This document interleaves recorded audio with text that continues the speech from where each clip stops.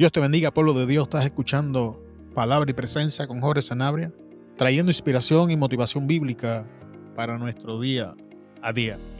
En el día de hoy me gustaría hablarte bajo el tema reconociendo a nuestro peor enemigo. Y esta va a ser probablemente la primera parte de dos enseñanzas, donde vamos a estar viendo contra qué cosas luchamos bíblicamente y qué dice la Escritura en referencia a ese tema.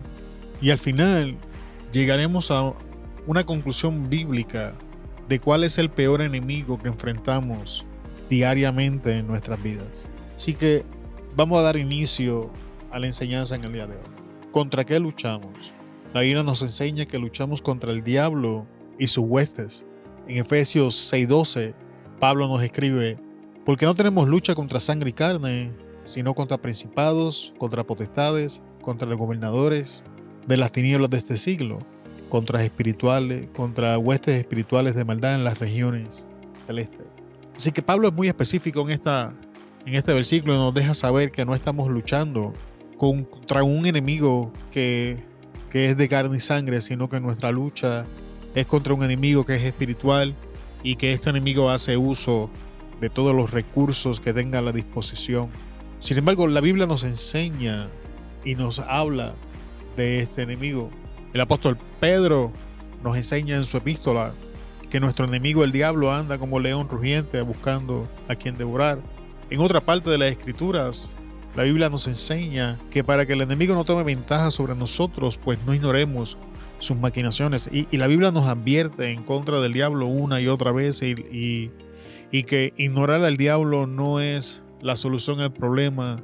Intentar de hacerle pensar a las personas que el diablo ni los demonios existen tampoco es la solución al problema, sino que la Biblia nos enseña que este enemigo es real, este enemigo es palpable, este enemigo está presente para nosotros, es una entidad espiritual que está comprometida 100% a destruirnos. Jesús, hablando del diablo, dice que es el padre de toda mentira. Jesús, hablando nuevamente del diablo, dice que no viene sino para robar, matar y destruir, y deja muy claro que este adversario es real, que este adversario tiene un propósito, que este adversario está organizado, que este adversario no puede ser ignorado. Sin embargo, la Escritura nos dice algo importante que no podemos pasar por algo. En Colosenses 2:15, voy a estar haciendo uso de la Nueva Traducción Viviente. La Biblia nos enseña esto. De esa manera desarmó a los gobernantes y a las autoridades espirituales, los avergonzó públicamente con su victoria sobre ellos en la cruz. La Biblia nos enseña que Cristo ha vencido al diablo y a sus huestes celestiales. La Biblia nos enseña que Cristo en la cruz desarmó toda autoridad de Satanás sobre la vida de nosotros. La Biblia nos enseña que nosotros estamos enfrentando a un enemigo que ha sido vencido, que ha sido derrotado por nuestro Señor Jesucristo en su crucifixión y, lo más importante, la resurrección del Maestro. Así que es cierto, la Biblia nos enseña que luchamos contra este enemigo que se llama diablo y sus huestes. La Biblia nos enseña que no podemos ignorar la forma en la que opera ni en la que trabaja. La Biblia nos enseña que este enemigo está comprometido para robar, matar y destruir. La Biblia nos enseña que él no puede hablar la verdad. No es que no quiera, es que no puede, porque él es el padre de toda mentira y que cuando habla de mentira de él mismo está hablando. Y la Biblia también nos enseña, y esta es la parte importante que tenemos que prestar la atención, que este enemigo está vencido. Satanás no es el peor enemigo que nosotros enfrentamos. Es un enemigo que tenemos que tener cuidado con él, que no podemos ignorarlo. Es un enemigo que tenemos que ejercer autoridad en Cristo Jesús sobre él y sus huestes. Pero no es el peor enemigo. No es la entidad con la que más vamos a luchar. No es una persona con la que debemos estar obsesionados. No sé usted, hermano, pero yo he conocido personas que viven obsesionados con el diablo. Todo lo que les pasa es el diablo. Todo lo que ven en la televisión es diabólico. Es espeluznante, amado hermano. Y el diablo no puede ser ignorado. Acabamos de leer los versículos bíblicos, acabamos de citar los versículos bíblicos, pero no podemos estar obsesionados con el diablo, porque En la epístola a los Colosenses aprendemos que Jesús ha derrotado al diablo, que Jesús lo exhibió públicamente. Esto no aconteció en un rincón, esto fue público en la cruz del Calvario y en su resurrección. Así que es importante que entiendas que estás luchando contra un enemigo que ha sido derrotado, un enemigo que no tiene poder ni autoridad sobre tu vida, un enemigo con el cual no puedes estar obsesionado, un enemigo al cual no puedes ignorar cómo opera, porque no podemos ignorar que Él toma cada ocasión para influenciarnos y llevarnos a la destrucción, un enemigo que está comprometido en hacernos daño, en robar, matar y destruir, un enemigo que va a hacer todo cuando está a su alcance para que no alcancemos el propósito para el cual hemos sido alcanzados por Cristo. Pero este enemigo, amado hermano, no es tu peor enemigo. La Biblia también nos enseña que luchamos contra el mundo. En el Evangelio de Juan, capítulo 15, del versículo 18 al 19 leemos: si el mundo os aborrece, sabéis que a mí me ha aborrecido antes que a vosotros. Si fueras del mundo, el mundo amaría lo suyo, pero porque no soy del mundo, antes yo os elegí del mundo, por eso el mundo os aborrece. Y quiero clarificar, o me gustaría profundizar un poco en qué es esto del mundo. Amado hermano, el mundo es un sistema.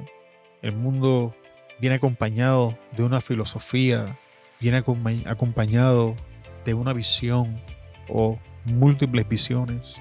El mundo viene acompañado de un estilo de vida. Y cuando hablamos de mundo, estamos hablando de estas cosas, no simplemente del planeta. El planeta no nos odia, el planeta no nos aborrece, el planeta no está interesado en hacerle daño a nadie. Pero es esta cosmología que la gente tiene, esta visión, esta interpretación de cómo se debe vivir la vida, de cómo se debe de vivir en este mundo, de cómo las cosas deben de funcionar. Eso es a lo que Jesús se está refiriendo. Y en los tiempos que estamos viviendo, esta es una lucha brutal, porque este punto de vista se ha infiltrado dentro de las iglesias. Este punto de vista ha infectado congregaciones enteras y no nos damos cuenta de que estamos operando en el sistema del mundo. No queremos predicar el evangelio para que la gente no se ofenda. Estamos adoptando el estilo y la forma en la que la manera de hacer las cosas del mundo y la estamos espiritualizando y trayendo a la iglesia, y no nos damos cuenta de que este circo al que llamamos servicios no está dando resultados. La gente cada día ya no quiere llegar a la iglesia, la gente no quiere visitar el templo. ¿Y por qué? La razón es porque en nuestra lucha con el mundo hemos permitido que el mundo nos venza, hemos cedido a la visión del mundo, hemos cedido a la cosmología del mundo, hemos cedido a la visión de cómo el mundo dice que se debe de vivir, hemos cedido a la opinión de científicos, psicólogos y especialistas, y hemos traído toda esta basura a nuestras congregaciones. Es por eso que ahora no enseñamos cierta clase de cosas para que la gente no se ofenda. Es por eso que desde el púlpito ciertos temas ya no se hablan. Es por eso que ahora nuestros servicios de adoración parecen más conciertos para atraer a la gente del mundo, y toda esta basura no está dando resultados porque no entendemos lo que Jesús está diciendo. Jesús está diciendo que el mundo nos aborrece, el mundo nunca nos va a aceptar, la filosofía del mundo nunca va a estar de acuerdo con nosotros. Tenemos que meternos esto en la cabeza desde el momento en que nosotros profesamos a Cristo y creemos en su resurrección y abiertamente nos hacemos cristianos. Tienes que entender de que el mundo, su filosofía, su cosmología resiste el nombre de Jesús. Vamos a llevarte a la escritura para que me entiendan. En el libro de los Hechos vas a encontrar a Pedro y a Juan, y estaban predicando y se hizo un milagro y un paralítico salió caminando, y dice que los líderes religiosos no podían negar lo que había pasado porque el hombre llevaba yo no sé cuántos años No recuerdo si este en específico había nacido de esa manera. El evento es que el hombre había sido cojo por muchísimo tiempo, había estado de esa manera por muchísimo tiempo. La gente lo conocía, la gente lo sabía. Y entonces cuando Pedro y Juan hacen el milagro, los confrontan y escucha lo que les dicen. Ellos no le dicen no hagan más milagros, ellos no le dicen no vayan a la iglesia, no prediquen en el nombre de Jesús, no hagan uso de ese nombre. Tienes que entender que desde el principio el mundo a lo que se opone es al nombre de Jesús y su filosofía, su visión, su cosmología, y todo lo que el mundo hace es para levantarse en contra de lo que es el nombre de Jesús. Y estamos luchando con esta ideología, estamos luchando con esta filosofía, estamos luchando con esta cosmología, estamos luchando con esta visión. Sin embargo, pueblo de Dios que me escuchas en el día de hoy, lo que hemos hecho es que hemos cedido a los especialistas, hemos cedido a la opinión, hemos cedido al estándar del mundo y su estilo de vida, y lo hemos traído dentro de la iglesia, y es por eso que no estamos dando resultados, es por eso que la gente no se quiere convertir, es por eso que hemos sido infectados con el miedo y no queremos hablar ciertas cosas ni ciertos temas desde el púlpito y desde el altar. Pero vamos a ver qué dice Jesús cuando habla de este enemigo que se llama el mundo. En el Evangelio de Juan, capítulo 16, versículo 33, leemos: estas cosas os he hablado para que en mí tengáis paz. En el mundo tendréis aflicción, pero confiad, yo he vencido al mundo. Pero confiad, yo he vencido al mundo. En el primer versículo nos deja claro de que el mundo nos va a aborrecer. En este versículo inicia diciendo que nos ha hablado de estas cosas. Ve al capítulo 16 de Juan y léelo por ti mismo y vas a entender de lo que Jesús está hablando para que tengamos paz. Y es importante que la paz bíblica, en su término shalom, no es la ausencia de conflictos ni adversidades, sino la habilidad para mantener la calma, la estabilidad y la paz en sí misma dentro de los conflictos, dentro de la adversidad, dentro de la lucha. Jesús certifica esta definición cuando dice que en el mundo tendremos aflicción.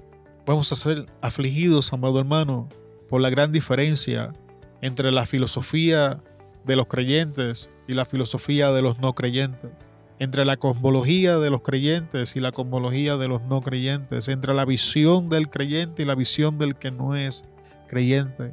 Vamos a ser afligidos por la diferencia en estas cosas, porque vamos a ser rechazados, marginados, atacados. Pero Jesús dice: no temas, yo he vencido al mundo. Confía, yo he vencido al mundo.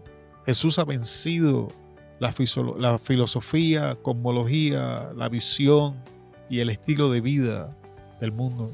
Así que, amado hermano, aunque luchamos y enfrentamos oposición de estas cosas, y definitivamente vamos a experimentar aflicción, rechazo, marginación a consecuencia del nombre de Jesús, Jesús nos dice: confía, yo he vencido al mundo. Así que el mundo tampoco es, amado hermano, nuestro peor enemigo. ¿Qué decimos del pecado? En Romanos 3:23 leemos: por cuanto todos pecaron y están destituidos de la gloria de Dios. El apóstol Pablo enseña que todos pecaron. El pecado es un problema universal, es un problema que toda la humanidad enfrenta, y de hecho en Romanos 5:12 Pablo nos explica el origen de esta lucha, de esta situación del pecado. Dice: por tanto, tal como el pecado entró en el mundo por un hombre y la muerte por el pecado, así también la muerte se extendió a todos los hombres, porque todos pecaron. Y aunque esto se divide en dos grupos, uno de los grupos dice que no hay que hablar del pecado porque la gente sabe que son pecadores, lo cual no es cierto. La definición de pecado bíblica y la del mundo son totalmente distintas, pero quiero hablar del segundo grupo. Quiero hablar de personas que están conscientes de su pecado. Quiero hablar con personas que están conscientes de que ofenden a Dios y que en su lucha con el pecado piensan que una relación con Dios es imposible por por el dolor y el sufrimiento que experimentan a consecuencia del pecado. Y la raíz de esta situación pueden ser muchas cosas, pero la más común en esta lucha es la falta de entendimiento entre lo que es convicción y lo que es condenación. Según nos vamos relacionando con Dios y va profundizando nuestra relación con Él, vamos a crear mayor conciencia de nuestro pecado, de nuestra debilidad.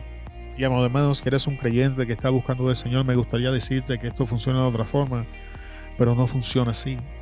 Vamos a crear conciencia de nuestro pecado, porque este es el proceso de convicción, porque no podemos orar ni trabajar por algo que no sabemos que no está bien. Y es la función del Espíritu Santo dejarnos saber y convencernos de que tal o cual área en nuestra vida no está correcta, tal o cual práctica no está bien, tal o cual cosa que estamos viendo ya no es aceptable.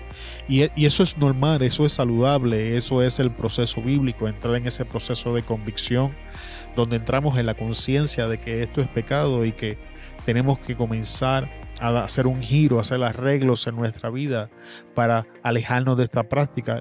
Esta lucha en sí misma es una lucha brutal, es una lucha difícil. Sin embargo, la parte más difícil es el sentimiento de condenación, de insuficiencia, de que no somos merecedores de ninguna de estas cosas que acompaña a la convicción. Y es importante que entiendas que esta segunda parte se llama condenación. Pablo lo explica de esta manera cuando está explicando cómo el pecado opera. Y dice que el pecado toma ocasión del mandamiento porque él no conocería la codicia si la ley no dijera no codiciarás. Entonces la ley trae claridad sobre lo que es el pecado, y el pecado ahora toma ocasión de este conocimiento bíblico y produce todo ese deseo de pecar. Y esta es la forma en la que opera. Y hasta aquí estamos bíblicos. ¿Cuál es el problema? El problema es que si no lo manejamos correctamente, ahora el pecado se manifiesta y produce muerte en nosotros. Y es aquí donde la condenación juega un rol increíblemente importante en esta parte del proceso, y tenemos que entenderla. Crear conciencia de lo que estamos haciendo mal es el producto del trabajo del Espíritu Santo en nuestra vida. Eso es saludable, eso es bueno, lo estoy repitiendo. Pero tenemos que generar el discernimiento suficiente para poder discernir la voz del enemigo acusándonos. Es por eso que la Biblia le llama el acusador, porque él está buscando cualquier ocasión para acusarnos. Y en nuestra lucha con el pecado es una de las luchas más brutales que vamos a experimentar. El enemigo va a tomar ocasión para acusarnos, para paralizarnos, para, de ser posible, por el sufrimiento que experimentamos a consecuencia de nuestro pecado, alejarnos de Dios. Y de ser posible, la meta esencial es hacer que retrocedamos en nuestra relación con Dios y volvamos a nuestro antiguo estilo de vida. Y todo esto es el producto de nuestra lucha con el pecado, convicción y condenación. Sin embargo, quiero compartir contigo qué dice la Biblia en referencia al pecado. Escucha, en Juan 1:29 leemos: al día siguiente vio a Jesús que venía hacia él y dijo: he aquí el Cordero de Dios que quita el pecado del mundo. Amado hermano, es importante que entiendas que para relacionarte con Dios en Cristo Jesús, el pecado ya no es problema. Todos pecamos diariamente. Todos ofendemos a Dios diariamente. ¿Significa por esto que ahora voy a vivir como sea, como muchos alegan que se debe de hacer porque Cristo exterminó el problema del pecado? En ninguna manera, amado hermano. En el libro de los Hebreos encontramos una advertencia para aquellos que pecan intencionalmente, y dice que lo que les espera es una horrenda expectación de juicio. Pero no quiero hablar de ese tema en el día de hoy, porque no es el tema para esta enseñanza. Estoy hablando con personas genuinas que están luchando y están conscientes de su lucha con el pecado. Estas personas no necesitan escuchar lo que va a pasar con el pecado intencional. Pues tú estás luchando con condenación, tú estás luchando con la conciencia, tú estás luchando por cómo mantenerme en una relación con Dios. Si veo mi pecado, veo mi ofensa, veo lo que estoy haciendo mal, ¿cómo es posible que Dios me acepta? Y quiero que entienda que esto es posible porque Jesús removió el obstáculo del pecado en la cruz. Jesús tomó en la cruz del Calvario, todo el pecado del mundo, para de esta manera declararnos a nosotros justos y a través del sacrificio de Jesús nosotros tener acceso a la bendición, a la gracia y a una relación con nuestro Padre Celestial, no por nuestros méritos, sino por los méritos de Jesús. Así que quiero que entiendas esto, porque predicadores, pastores, maestros bíblicos, gigantes de la fe, no importa, todos pecamos, todos ofendemos al Señor.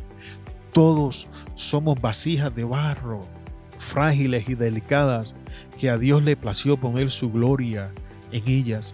Así que créeme, amado hermano, cuando te digo, no esperes que el pecado va a desaparecer en tu vida. Tus prácticas pecaminosas van a disminuir, vas a mejorar, vas a comenzar a resistir, pero entonces te vas a dar cuenta que nuevas áreas van a comenzar a ser trabajadas, porque este es el proceso, formar a Cristo en nosotros hasta que Él venga.